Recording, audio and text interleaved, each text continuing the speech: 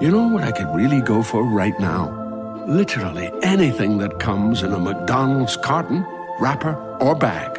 Or a McDonald's cup. Yes, any of those items should do it. We've got your cravings covered. Now stop in for the flaky Filet-O-Fish, the crispy snack wrap, or large fries for just $2.99. Limited time only. Price and participation may vary. Cannot be combined with any other offer. Ba-da-ba-ba-ba. Tyler Reddick here from 2311 Racing. Victory Lane? Yeah, it's even better with Chumba by my side. Race to ChumbaCasino.com. Let's Chumba. No purchase necessary. VGW Group. Void where prohibited by law. See T&Cs. 21 plus. Sponsored by Chumba Casino.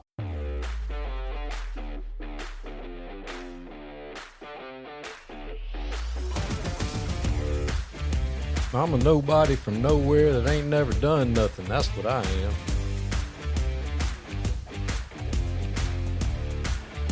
An old head. These young coaches, I tell you what, I can't figure these jokers out. They got a backpack on and tight something. I don't know what they're doing. They're getting on my nerves, I can tell you that. I know what ain't in the backpack. A string and a let me paint that line for you. That ain't in there. That's for sure.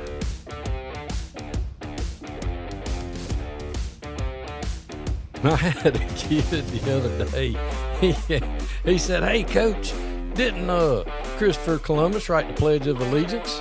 I said, "He sure did. He also played quarterback for the 1985 Chicago Bears." He said, "Bet." That happened. Sun Coaches, Season 6, where coaches come and tell their stories. Some of them are funny. Some of them is going to help you in your coaching journey. Not everybody has a funny story, but everybody has a story. Hope you enjoy Sun Coaches, brought to you by Titan Sensor.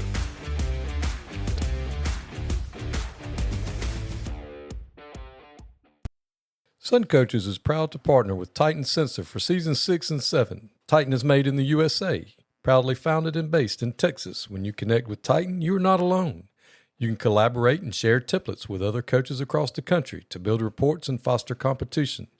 Used by programs such as State 6A, Georgia State Champion, Grayson High School, Titan can tailor a package to fit your needs. The eye in the sky never lies. Improve your team's performance with Titan. Welcome to Sun Coaches Podcast, Season 6, and today I'm joined by the head coach at North Murray High School, Coach Preston Poag. Thanks for being on with me. Hey, thanks for having me. Well, Coach, where did you grow up and go to high school? Well, I'm from North Georgia, and I went to high school at Dalton High and played for Bill Chappell and won a bunch of games. Got to play for a legend. Yeah, played for a legend and a guy that I've stayed in touch with. He passed away a year ago, but a guy that really taught me a lot of stuff. So when you were in high school, did you just play football or did you play other sports? No, I played football and baseball. I'm a big baseball guy too. I love baseball, and actually, when I went to school, in college, I played both sports. So, but played both and played for some really good coaches. So, where did you get to go play college ball at? So I played at NC State. I played for Dick Sheridan. Dick Sheridan was a legend at Furman and won a lot of. I think he won one or two national championships at Furman and won AA. And when he moved to get the job at NC State, he called me. He called me about the time he got it, and I'd always gone to his quarterback camps and stayed in touch. But he didn't really recruit me. He knew I was going to be a D1 player, but when he went there, it just sort of worked out. And I didn't think I was going to go to NC State. I thought I was going to go to Georgia Tech or Clemson, and went in for official visit, and I remember my mom asking me, looking at me and saying, "You gonna come here, aren't you?" And I said, "I think so." And I played for Ray Tanner in baseball, which, man, Ray's a great dude. Ray's AD at South Carolina now, but he ended up going from NC State to South Carolina, won a national championship, one or two national championships in South Carolina being the coach. But two really good guys that they also taught me a lot, not just about the X's and O's and how to execute on baseball, stuff like that. They just taught me, they were very strict and disciplined, and their teams were teams. No me guys, and it was all about the team. I've got an uncle. Well, he's passed away now, but in my cousin, she went to Meredith, and and her husband graduated from NC State with a degree in poultry science, and I actually went to High Point and went to Wake Forest, Bowman Gray, and I remember working a camp one summer. And you won't like, I didn't really like the little poem either, but you know how those people up there, you got to declare in North Carolina. And this little girl, she was like 8 years old, and we were making these bead necklaces. And she made hers in blue and white, Carolina blue. And I asked her, I said, you know, whatever her name was, why did you make yours like in those colors? She said, Duke is puke and Wake is fake. The team I hate is NC State. I love the Tar Heels. I love the Tar Heels, and God does too. That's why he painted the sky Carolina blue. And I've never forgotten it. And I was like, that's pretty good. I was like, good Lord, y'all are, I mean, granted, all all four schools are like right there. Oh, yeah. And it's just, and I went up there. My first head coaching job ever was at Northmore High School, right outside of Greensboro. And I went to NC State's spring practice when Coach Amato was there. Oh, yeah. And went up there to the campus, the Wolf Pack. So you were part of the Wolf Pack. Yeah, man, some good experiences in both sports. And how phenomenal is that you were a Division I athlete in two sports? That's insane. That just doesn't happen very often. Yeah, I was blessed. I mean, I was just blessed to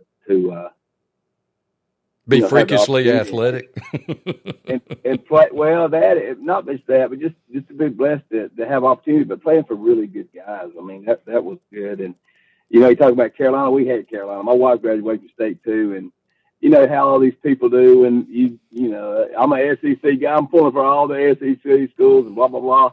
And they'll say that about the ACC, but my wife's like, we'll never pull for Carolina. So, but Carolina versus the devil. It'd be close. Yeah. I'll tell you a cool story. When we played my 5 years there, we I was very sure my first year, but we beat Carolina 4 out of 5 years. The only year they beat us was I roomed with the center. Ended up being a really good player, all ACC, great guy, a great player. But he was a younger player then, but he was a snapper. And the only way they beat us, he snapped it over the punter's head, and our punter slipped in the end zone, and they beat us by 3 points. Oh no! At the end of the game. Yeah, that's the only time. I've never seen a locker room with so many media people as around the long snapper. Crazy, man. I felt so bad for him, but he ended up being a really good player. I think it's only bad now, but that's the only time they beat us. We had some really good games. Well, when you went off to school, did you know you were going to teach and coach, or did that develop over time, or did you go to school? I mean, you probably had aspirations of playing in one of the leagues. So, yeah, how did all of that work out? I really thought I was going to have opportunities to play baseball. I really did after college, but my arm killed me. I was the number 2 starter for a couple of years, and going into my senior year, I got injured at the end of football season. Had surgery on my ankle. But I end up being a middle reliever, start of the year, and end up starting back, as the season went on. But man, I had so much arm trouble. I mean, I was not throwing near as hard, and so it's just one of those things. But a lot of good stuff. I tell you, you think about the football aspect compared to the baseball. Football, you travel first class and stay in the nicest places, fly everywhere, this and that. But baseball, we took the bus, but we stayed in nice places, but it was a total different deal. But, man, I had awesome time with the baseball stuff, too. I mean, you really get to know your teammates and, traveling all over the place. And it was good. So what did you major in? Business. I didn't know exactly what I wanted to do. I thought about coaching. I really wasn't sure going into my senior year. I didn't know if Dalton's a big carpet manufacturing place with Shaw and Mohawk, and I didn't know if I was going to get in sales with that. I didn't know. I knew I'm very competitive and I'm passionate about about football and baseball, and I didn't know, but after I got through playing, I met with Coach Sheridan, and that was just telling me to stay. So I stayed as a GA for a couple of years, and the first thing he did to me is he called me in there and said, you played offense, you know all about the offense, you played quarterback and this or that. He said, we're putting you with linebackers. You're going to help with the linebackers. You're talking about, I played with all those guys, so a quarterback's going over and coach linebackers. But it taught me a lot, man. Buddy Green was a defensive coordinator, man. He taught me a lot from a defensive standpoint. And, Buddy ended up being a coordinator at Navy for many years. He's retired now, but he's the head coach at UTC. He did a lot of different things. But just being on that side of the ball was I'm glad he did that, because, like I said, I knew I played under all that stuff. I knew all the offensive stuff, but to put me over there really taught me and helped me be a better head coach too. Yeah, but all the old heads, when we were coming up, when you go to coaching clinics, if you coached one side of the ball, they'd make you go sit in the opposite side, to listen and learn, to make you do that. And I think that's real important, because sometimes you get stuck. I think it's real important, especially if you have aspirations of being a head coach. You really need to understand both sides and the special teams aspects of it. No doubt. Because in order for you to know how things work, because there's a lot of times we'll sit out there and, it happened to me today. We're sitting there and we were in an unbalanced look or something, and we don't know how they're going to line up to it. Because a lot of times the kids don't know what they're looking at, and they don't know how they're lined up. And guys like, well, one of the coaches like, did we block that right? Probably not. And I'm like, he's like, well, shouldn't we do it this way? And I'm like, well, I don't know. I can't tell them because we don't know how they're going to line up. That's exactly right. To it. Yeah. So they've got to kind of work it out. They got to figure it out. That's why to me, the pin pull concept's great, because a high school kid can figure it out. If I have a down block, take it. If I don't, I pull, and it just, they can work they can work that out. And if they're on the short side. Tyler Reddick here from 2311 Racing. Game night's fun until someone spends 5 minutes lining up one shot. Chalk, breathe, re-chalk, still aiming. While they figure it out, I fire up Chumba Casino. I can spin anywhere, anytime, and there's always a new social casino game every week. Spins happen way faster than that shot. Play now at ChumbaCasino.com. Let's Chumba. Sponsored by Chumba Casino. No purchase necessary. VGW Group. Void where prohibited by law. 21 plus. Terms and conditions apply. The backside, I think, God, I pray. I think they understand that if I've got the double team, we're off to the -1. And if they can work that part out, now if we can just get our quarterback to understand what a right box looks like to the lineman, Right. And then I told them today, I said, hey, we call it straighten it, where it comes a board drill, just turns into zone. I'm like, look, if all else fails, just straight it. Just cat block it. Get after it. Just get after it. Yeah, just cat block it. And if y'all can take a double team, turn it into a double team, and just go, so we can run a play. Because I showed them today on film, like we had power called, and they mugged us up front with the odd front, and I got a kid this huge, this a freshman, and we were running power, and he was the puller. And the linebacker standing right over him, and the quarterback didn't alert us, and the center didn't see it, so we didn't back it.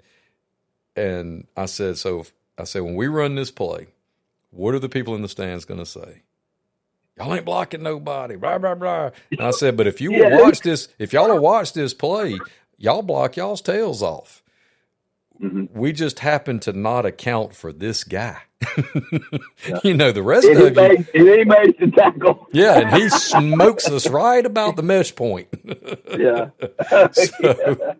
So it's just. That's what I love. That's what I love about coaching high school. Because you got some ones that's really IQ of football is really good, and the other ones, those smart ones, have to tell the other ones a lot of times what to do. Yeah, and you got to be careful who you put next to each other. That's right. That's exactly right. I mean, you have to think about that. And I just think it's awesome that he made you coach on the defensive side so that you could learn, like really get baptized in that side, especially at that level. I mean, it's not like a high school coach took you over there. And I'm not knocking us, but I mean, you got elite level guidance at the college level on the defensive side of the ball. Yeah, it was when he first told me, I'm thinking, I don't know about this, man. But more as I did, I thought, man, there's a lot of different concepts. Sometimes as an offense guy, you don't really you get to see through guys like Buddy Green's eyes about he's been doing it forever, and you know, just the concepts and what they're looking at and what they're worried about, all that kind of stuff was very valuable. So you GA'd for 2 years. What did you do after that? So I GA'd, and then my first job, I coached in college for about 8 years. I went to Newberry College. I went as a running back coach. Mike Taylor was the head coach, and Newberry struggled. I didn't know anything about Newberry. You know, I knew they were in the SAC 8 at the time and played Carson Newman and Catawba and those guys. And you know, my mindset was, I'm just wondering what type of players they're going to have. And you know, I get to Newberry, and the first couple of days I'm thinking, these players are good. You know, they might not have been as tall or you know, as fast, but we had some really good players, and it was cool. So I was there for my first year as running back coach. The second year, the head coach called me in and said, you're gonna be the coordinator. So I got to be coordinator at a young age for 3 more years, and which was good. We had some good seasons, and I actually got to bring some of my O-line guy was a guy named Brent Bagwell who played at NC State with me. Todd Barnes was a running back at NC State. Was there. I brought him in to be the running back coach. So a lot of good coaches and a lot of good guys that I knew and could trust them, and we had a lot of good times. So you were at Newberry for 4 years? Yeah, and then Ted Kane. I played for Ted Kane. I don't know if you know Ted. Ted was at Furman, and yeah, I remember the name. Yeah, he was at NC State when I played. He was the offense coordinator. Right. But you know, NC State, those guys stay together. You know, when you're trying to get in college coaching, it's all about who you know and connections and stuff. And those NC State guys, they stayed there for years. They never moved, so it was tough. You know, for us, the guys that played there and the guys that moved. But he got the job at VMI, and as soon as he called me. I was offense coordinator at VMI for 3 years, 3.5 years. But that was a different place. I mean, you talking about being in the Southern Conference, and they didn't let you redshirt. I mean, we'd bring linemen in over 300 pounds, and after the first semester, they would be like 260. They never let them eat much. So they wanted, it's just a tradition place. They didn't want, you know, to separate the football guys. Citadel, the big rival they could just eat as a football team, but VMI, you couldn't, man. It was an eye opener on that. But you know, we're playing freshmen against these guys. I mean, Georgia Southern and App State, all those guys were being in the Southern Conference. I mean, you talking about some really good teams, and it was tough. It was a tough deal, but Ted Kane was a guy that, you everybody coaches for guys that, you know, I tell these young coaches now with me, you work for guys sometimes that it's not all about, you know, I want to do stuff like them. Sometimes it's like, man, I'm definitely not going to do that when I'm the head coach. So I've had some of that in my career, but Ted Kane taught me a lot of good stuff. He was a detailed, I mean, he let me coach and didn't leave. He left me alone on that stuff, but just watching him on the details and what he did every day was big. So a lot of stuff I learned from him you know, the small stuff matters. And I still do that stuff today. So where along your journey did you get married? So I got married. Good question, man. I ended up. Well, I mean, I'm asking because the importance of a good coach's wife, because you're moving all over the place. Amen. So I married my high school sweetheart, Bridget Flanagan. She was a sophomore when I was a senior at Dalton. So, you know, I ended up going to State, and 2 years later she comes to State. She was a cheerleader at State, and you know, we dated over 6 years. My second year GA is when we got married. I mean, making no money. I mean, I was about to say she was going for the big bucks. We had no money. I'll tell you some story about that too. But you talk about it, coaches. Well, I mean, she is. I mean, I've been doing it a long time now, but she has always been supportive. But I'm gonna tell you, when VMI, so they end up firing Ted, and they asked me to stay. Whoever got the head coaching job then, but at the time I was like, man, I was very loyal to him. I played for him, and he did a lot of stuff for me. And I was sort of burnt out. I tell you, it was a tough deal. But I decided to get out of it for a while, and I remember telling my wife, this is how it coaches was. She had a lot harder time than I did because she'd say, that's your passion.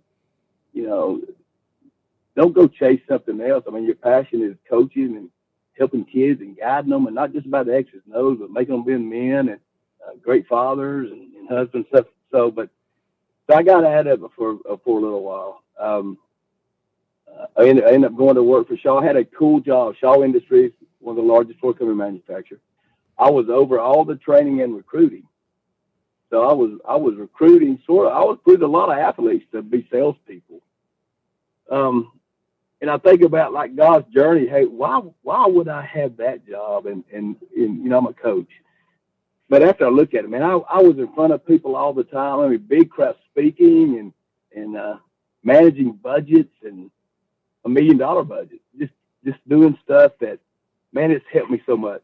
But just the experience doing that, but in a business setting, but looking for some of the same traits you do for when you're recruiting athletes in college. So I did that and loved it. But I knew eventually it was cool because I have 3 kids, Alexis, Preston, and Preston Jr., and I got to coach them and be at their stuff while I was working at Shaw, and it was pretty cool. But I knew I'd get back into it. And when my first high school job was Christian Heritage, they called me and talked to me, and you're talking about a pay cut. It was a big pay cut from where I was at Shaw, but I knew that's where God would lead me. So man, what a good thing there. I knew they were getting ready to move into GHSA, but I had to, after 1 year, I knew they were going to move. They had everything set up, but I go there and we had to build a stage, and we did a lot of stuff, and it's a whole different place now, but had some really good players and had some really good years there and for 5 years. And then this next year will be my 10th year at North Murray as the head coach. And what a great place. Oh man, people, it's a hidden gem. Just great administration, always supportive, never tell me no. I mean, they know the importance, and people ask me, well, I know you've had opportunities, this or that, and I have, but man, it would be hard for me to leave North Murray. It would. I mean, we've worked so hard. The culture of our program is really good. Really good coaches I've had with me for years. Administration that supports you, and the importance of all that stuff. But just been a great place. So. Oh, I interviewed for that job when they opened it. Really? Oh, I knew it had that opportunity to be fantastic. And did you not get it? Well, obviously not. not being a North Georgia guy, and I made it to the finals, but not being a North Georgia guy and not knowing the right people, and I wouldn't have been a fit. I mean, I really wouldn't have, because I was young, I was a South Georgia guy, and I just wasn't. But I was very intrigued about the idea of opening a brand new school. Oh yeah. And that intrigued me because I went to high school at a school. I was a freshman the very first year it opened. So I always thought starting a brand new school would be like really cool. Yeah. But it was different for me because I'm a Dalton guy, and Dalton and Murray was always, a rivalry, and Dalton always won, but it was, and the diehard Murray fans were like, this is a Dalton guy and blah blah blah. But man, but it's been a really good place. Tyler Reddick here from 2311 Racing. Another checkered flag for the books. Time to celebrate with Chumba. Jump in at ChumbaCasino.com. Let's Chumba. No purchase necessary. VGW Group. Void where prohibited by law. See T&Cs. 21 plus. Sponsored by Chumba Casino. I really enjoyed it.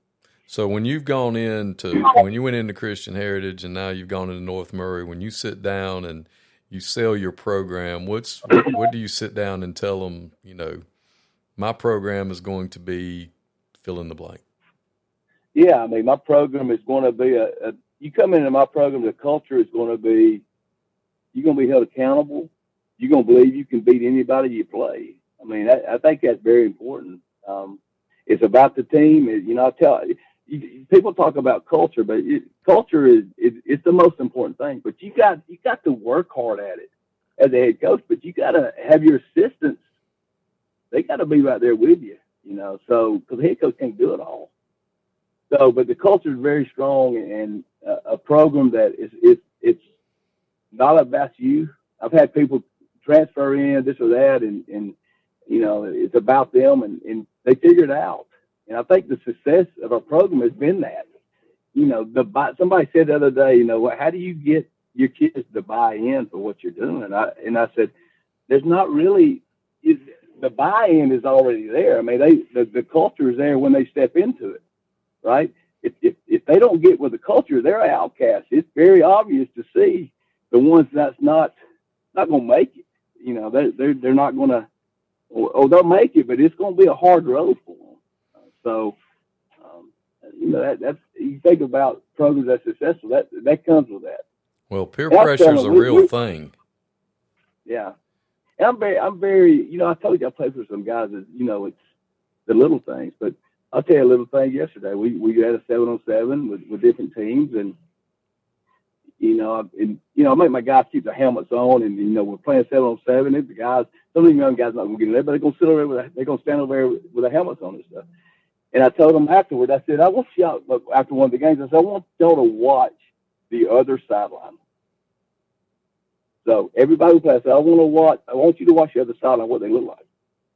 And so after the thing was over, I said, tell me, what did y'all see? Well, they're sitting under tents. They don't have their helmets on. They're not paying attention. I said, yeah, that's exactly right. And that's why their program is a big, with no details. And a lot of those programs we played, they struggle year in and year out. So, but talking about, that's the type of program I am. I just, I believe everybody should look the same. It's no, dapping up and all that kind of stuff. We don't do that. It's a team, and you're going to abide by the rules, and if not, they won't make it. So. You probably learned a lot of that from Coach Chappell too. A lot by Coach Chappell, and a lot by Dick Sheridan too. He was the same way. So if we're gonna wear white socks, we're gonna wear white socks. If we're gonna wear black socks, everybody's wearing black socks. It's called a uniform for a reason. Yeah, I mean, it's not about you. You want to wear something different? No, run your butt back in there and get the right shirt on. And I'm gonna stick on that too. And I tell my coaches, man, don't make me have to tell them. You guys tell them too. Just about little stuff, but I think that stuff when you're disciplined and you have a lot of character. We played in the 9 years I've been at North Murray. We beat some teams that have a lot more talent than we have, and I really believe that's why we beat them. And we're a grinder, hard nosed. We're gonna get after you and do the little things right. That's how we beat some of those teams. Absolutely. So, what are some things over the years that you may have changed with your approach to how you do spring ball? I've done it both ways. I like spring ball, and I like it because I get other guys out. It's just a long break if you don't do spring ball. And we get huge numbers in spring ball, and then summer comes around. You know how that goes. You lose a good many of them that, you don't know if you're counting on them or not, but they did okay in the spring. But so I've always done spring. But a couple of years ago, I thought, man, I'm going to do 2 scrimmages and just see how that goes. And I just felt rushed. I mean, time you start practice and you're in game mode, and you play the 2 scrimmages, and then the next week you play your first game. So I don't like being rushed. I just I like the spring ball. I like just having one scrimmage in spring and one in the fall, and it gives me a little bit more time to prepare. I'm not in game week mode as soon as I start. So yeah, the calendar kind of doesn't lend itself to us having much time when you get back from the dead week. No, because you start so early. So I mean, you start practice, you do 2 scrimmages, man. In your first games in mid-August, it is what it is. Yeah, like our first scrimmage this year is August 1st, and then we play the next week is our second scrimmage, and then we're just fortunate that 0 week or week 1, whatever, we're off. You're off. Yeah, so you got lucky on that. And then we got 10 in a row. Yeah, that's hard, man. So it's just it's changed so much. I remember when I played in high school, we didn't start playing till September. Early September was our first game, but it changed. And what's nice about North America, we don't start school till September. It's like it was when I was in high school, which was really good for football. I mean, but we play 2 or 3 games before we start school. No, that's awesome. Yeah, that's fantastic. And that's what, I'm a special ed teacher, and and I have been for a while, and I'll be in the class, or be in the building, and you'll hear some of the teachers complaining about, I wish we didn't have to start school so early. And I'm like, well, when you want a fall break and a Thanksgiving break and 8 weeks off for Christmas, and then you want a winter break, I said, we got to go to work at some point in time.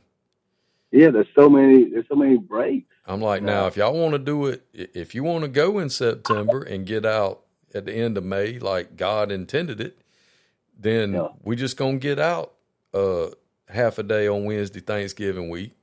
We're going to get the MLK holiday off. We're going to get 2 weeks for Christmas, and we're going to get spring break, and that's it. Yeah. So pick one. Yeah. But, they always let us vote on the calendar, and you're always going to get out leveraged by the elementary school. No doubt. And they love having them breaks. Oh, yeah. So you're going to lose. And it's, and all those breaks, but football-wise, man, it's a long if you play in a state championship game, that's a long season, man. Oh, ain't no doubt. I mean, it's crazy. You got 2 dead weeks.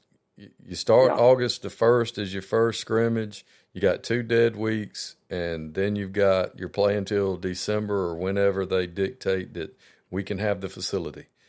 That's right. So I mean, you're playing for a long, long, long time, and the 2 dead weeks is a problem, in my opinion.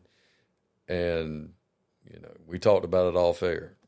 Me being an old guy screaming at the clouds. If you want to back the season up, there's ways they can do it. But I don't know that they're going to do it.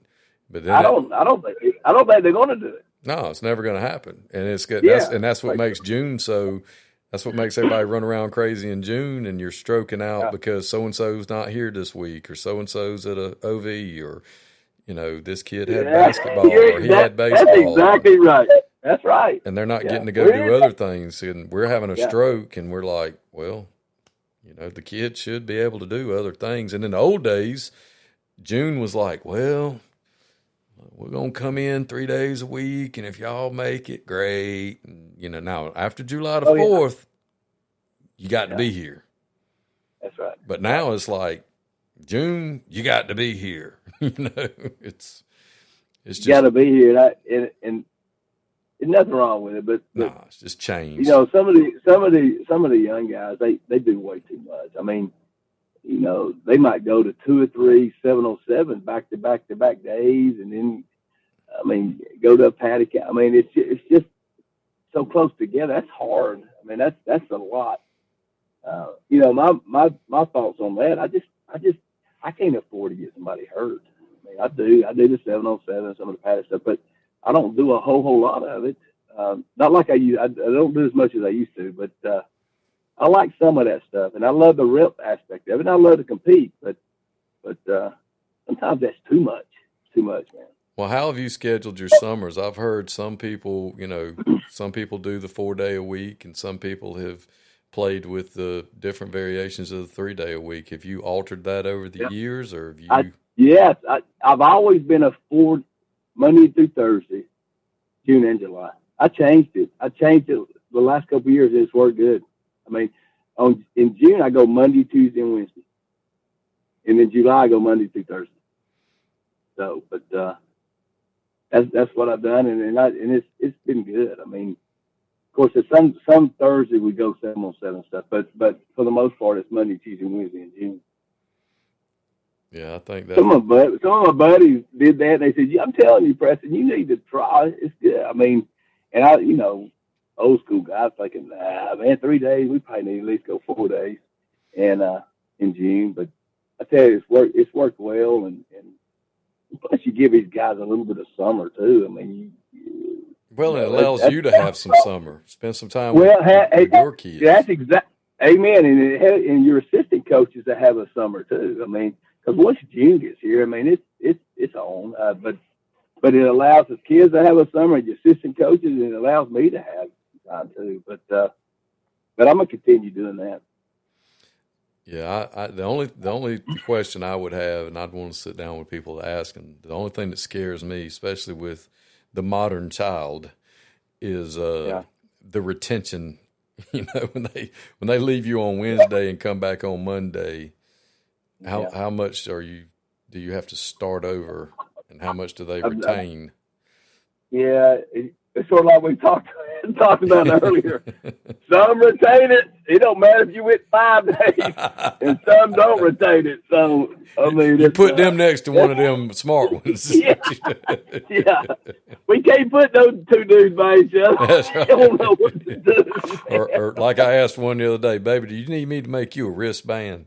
And he kind of acted offended. He was like, "No." Oh, and I was like, "Well, I mean, I will. I mean, I'll do whatever I need to do to help you to know that when we run the ball to you, you block down. When we run it away from you, you cut him off or turn him out." Yeah. I mean, well, I can remember that, Coach. Well, apparently not. No, you can't. If the play name has an R in it, it's going to the right. If it has an L in it, it's going to the left. I know, Coach. I just forgot. Yeah. Again, do you need me to make you a wristband? I will be happy to do that. No, I'm not going to be the only one out here with a wristband. Yeah, I know what to do. Okay. Well, you're going to be the only one going the wrong way. Which one would you rather do? We all deal with that stuff, man. And, it's just finding different ways to teach the kids, just trying that's to. That's right. And sometimes it's some of your better players, I mean, you have to figure out what they can understand and do. And I imagine for you, especially coming from the levels that you've coached at, I mean, how much have you had to, I don't want to use the word dumb it down, but I mean, dumb it down. I mean, how much have you had to kind of back off and make it simpler for the high school kids? Or do you or does it change with the kids? Do you just see what they can handle? Yeah, it just changes with your personnel. I told you off the air, we lost a quarterback last year. Very good player. He ended up signing with Kennesaw State, but he transfers, and I don't have a quarterback. I mean, I got a freshman that can throw, a hitch and all the quick stuff, but that's it. And it's not very fast. So I had to move. I'm an option guy too. I love options, but everybody thinks I'm wide open all the time, but I'm not. So I had to move my best athlete to quarterback, and not change. Everybody the whole year said, "You're gonna start throwing it more," and I said, "Man, here's the deal. You like beating your head against the wall. You try to do something you can't do, and so they were used to all that stuff. But man, we ended up going 6-5, but we were in every game, and we battled, and the kid ran for almost 1,400 yards. A very good player, and but I had to take him from that. So it just depends. I've been blessed with really good quarterbacks and smart quarterbacks, but last year was a little bit different. This year I've got two quarterbacks this year that are very good. So I can play the kid played last year at receiver. I put him in the backfield. I play both of them. They're out there at the same time. People's not going to know who's going to be the quarterback. It's good to have a plan B. Yeah, I mean, last year we lost some close ones. He gets knocked out of one game, and I had to put another kid, sort of like a wildcat look, and you can only do so much stuff with that. But knowing you can't throw it. In another game, we went on a drive, and we're driving it down there to win the game, and it's third down, and it ended up being 4th and 5. But on third down, he gets knocked, he gets hurt. So I had to put the other kid in there for 4th down. It's crazy stuff. I mean, when that stuff happens, but this year, I've got 2 that's pretty good. So, but you just do, that I don't try to, we're definitely going to do this or do that, man. We're going to do what we can do. I mean, what's our personnel and get them in the right spots and let's go. So what does your region look like this year? We never Rock March beat us. It's been we had a good game last year, I believe, and they come back beat us. So Rock March won it many years in a row.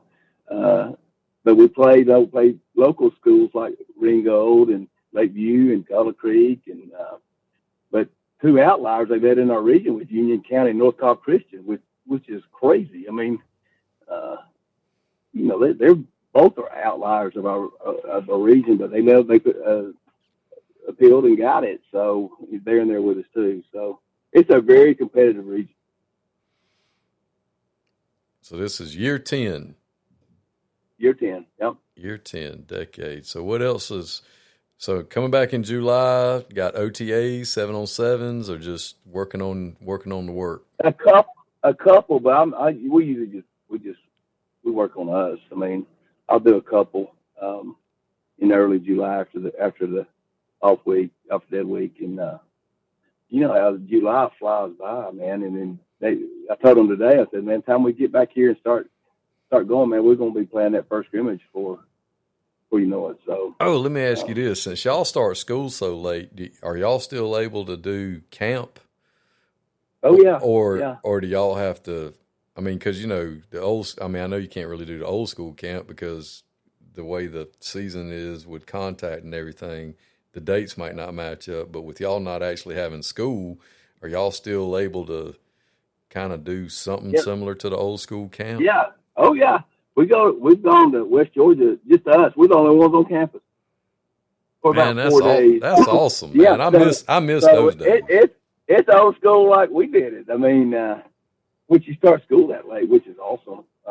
You get a lot of stuff done, and a lot of the X's and O's stuff is you can do at home, but it's more team building stuff, and just getting away where we can just focus on us. And that's been it's expensive though. It's been good, but it's worth every penny of it. Oh yeah, there's nothing like the no talent show the last night there, or the freshman and rookie talent show, or whatever. I mean, those I mean, to me, those are building memories and creating experiences for the kids, which to me is our most important job is providing a good experience, because 90%, no, well, more than 98% of these kids are not going to go on to play at the next level, but 100% of them are going to sit around with their buddies when they're our age and tell stories about when they played in high school. And, my hope is that they look back fondly on those experiences and that we provide for them.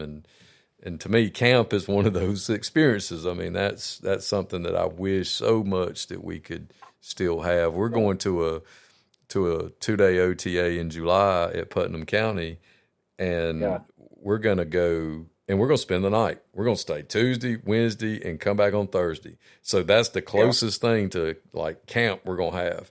And our coach has already said, he goes, Wednesday night, we're going to have a no talent show. And I'm so jacked up on Mountain Dew about that. I'm like, this is going to be fantastic. Yeah, we do that. I'll tell you something I do with them too. We have an evening we do dedication, and they dedicate themselves to the team. And you're talking about hearing stories that break your heart, man. Just pouring their heart out. And, the freshmen sort of don't get it. I mean, they dedicate themselves, so they get to watch those older guys. It's special, man. That's one of the best things I do at a camp is, dedicated to the team, but they get up there and tell them about their life, man. And you know how a lot of kids now, how their situation, their parent situations, some don't have dads. It's just it's an eye opener.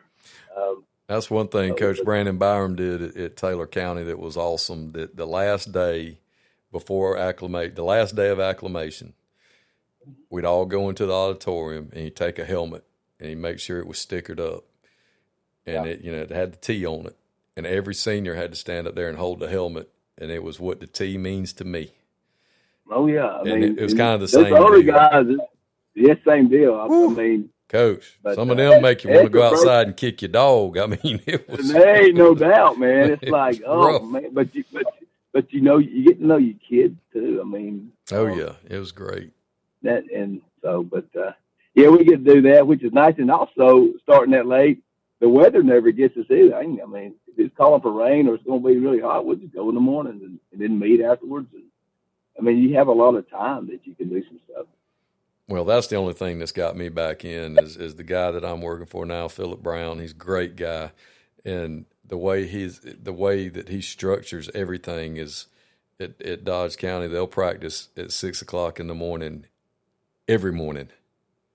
Yeah, and I can handle that. I can. I'm gonna do some of that during the season this year. I've never done that, but I'm so tired. Like on Thursdays, you rush out there and you practice, and you got a JV game, and they leave, and it's just a cluster. So I'm gonna do a couple of days when school starts. We're gonna practice in the morning. Well, from what I understand, we do it every morning, and then in the afternoon they come in for 45 minutes for corrections. That's awesome. And then it's go home. Yeah. You can meet with them right there after school and corrections, and oh man, I'm looking forward to it. I think it'll be good. I told our principal, I said, I'm gonna tell you, they'll be better students too because they'll be awake when they get in there. Oh yeah. I mean, yeah. So, well, what I like as an assistant coach too, and when he hears this, he'd probably get mad, but we're on the clock. And he's real big, like we have the shot clock with the periods and with 5-minute periods and all that. And what I like about it is if you go at 6 o'clock in the morning and schoolhouse opens at 8, we ain't re-racking nothing. There ain't no let's go start from the top. Now we may come back after school and restart it. That's right. But that's right. My defensive coaches give me a hard time. It's like, man, Coach Poag, offense, we might be out there a while. If he says this is the last play, it's never the last play. Yeah.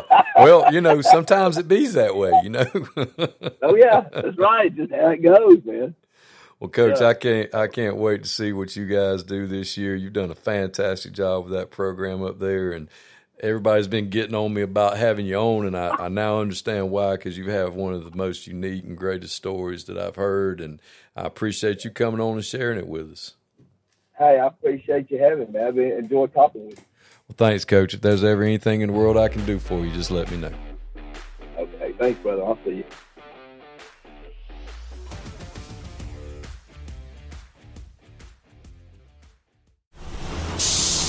Bubba Wallace here from 2311 Racing. You know what's slower than a pace car? Waiting at the car wash. That's when I fire up Chumba Casino. It turns those slow minutes into fast fun. With new games every week, you'll never get bored. Next time you're stuck in the slow lane, speed up with Chumba. Play now at ChumbaCasino.com. Let's Chumba. Sponsored by Chumba Casino. No purchase necessary. VGW Group. Void where prohibited by law. 21 plus. Terms and conditions apply. If you work in university maintenance, Grainger considers you an MVP because your playbook ensures your arena is always ready for tip-off. And Grainger is your trusted partner, offering the products you need all in one place, from HVAC and plumbing supplies to lighting and more, and all delivered with plenty of time left on the clock, so your team always gets the win. Call 1-800-GRAINGER, visit Grainger.com, or just stop by. Grainger, for the ones who get it done.